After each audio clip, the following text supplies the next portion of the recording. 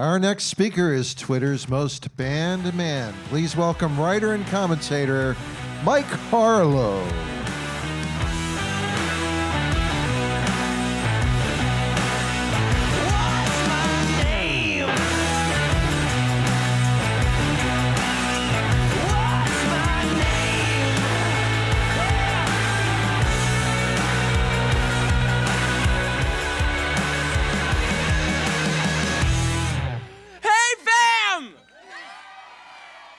God, I knew I was gonna come out and do something awkward. How are you guys? Thank you so much for being here. My name is Mike motherfucking Harlow, and I'm 5 years clean of leftism. I don't know about you guys, but I used to be that person who just sat in front of MSNBC all day, and if Rachel Maddow didn't say it, it didn't happen. I love when people ask me, what changed your mind? And I'm just kind of like, reality, bro. I'm told that I'm apparently controversial or something.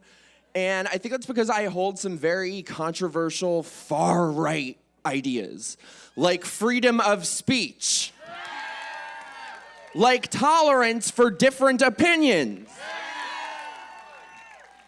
like judging people for the content of their character.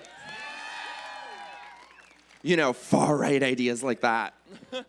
For these crimes of wrongthink, I've been called every name you can imagine. Homophobe, a Nazi, a murderer. That was my favorite. They call me a murderer.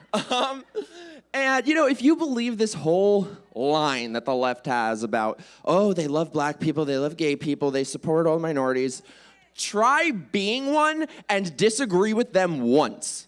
See what happens. Then it's, you're an Uncle Tom. They call me that like I'm not even black. What the hell is a gay Uncle Tom? Auntie Mame?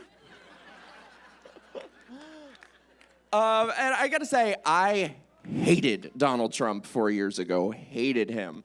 And I have to say, since taking office, he has proven me wrong every step of the way.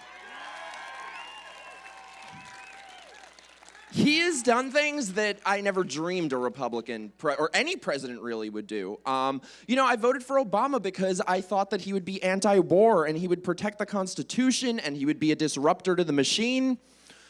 Wasn't exactly how that went, but nothing.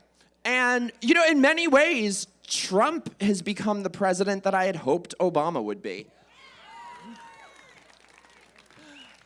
And I gotta tell you guys, now, WalkAway is a 501c3 foundation and cannot endorse any candidates. But I sure fucking can! I cannot wait to vote for Trump. My vote in November will be brought to you by the Democratic Party. They have sponsored it. I am gonna pull that lever with my middle finger.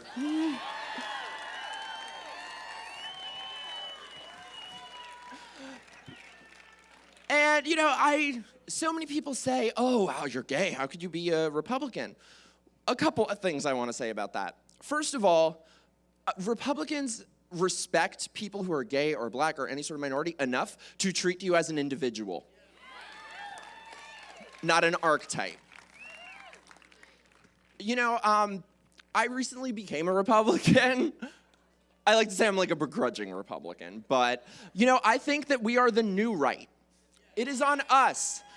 Because a big thing for me is sort of changing the Republican Party, because I was not about all the things they used to be for. So I think it's really on each of us to show them we are not going back to being the party of George Bush and Dick Cheney and John McCain. God rest his soul and all. Disavow. And I feel like since we've been doing these events, sometimes people come up to me and they're like, you're so brave. And I am not brave. A veteran is brave. A police officer is brave. I am just like a loudmouth, lippy bitch with opinions. But it really kind of breaks my heart that we are living in a time now where having reasonable mainstream centrist views would be considered an act of bravery. And I know that there are a lot of people out there who, because, we pay a price for this. We have all faced consequences. We've lost friends. We've lost jobs for speaking our mind. And, one quote that I always come back to is, in the 1970s, it really wasn't the best time for gay people. And Harvey Milk said that if anyone wants to help gain acceptance for gay people, there's one thing they can do: come out. Because if everybody was out and open, there would be no way for discrimination to exist. That is what I am standing here telling each of you today. If you are someone who is afraid to speak, who is afraid to have a mind of your own, come out.